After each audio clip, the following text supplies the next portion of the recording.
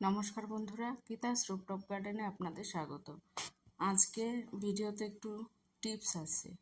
আজকের এই টবটাতে পাতাগুলো প্রচুর হয়েছিল আর ফুল হচ্ছিল না।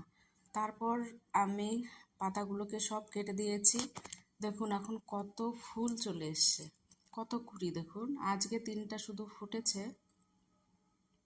কত ফুল হয়ে গিয়েছে। যাদের বাড়িতে এরকম আছে ফুল হচ্ছে না, সেখানে পাতাগুলোকে একদম গোড়াতে 3-4 আঙ্গুলের মতো রেখে ওর তারপর কেটে দিতে হবে। কেটে দিলে এরকম ফুল চলে আসবে। এখানে সাদা, আর ওই টবটাতে সাদাও চলে গিয়েছে, ওটাতে হলুদ ছিল।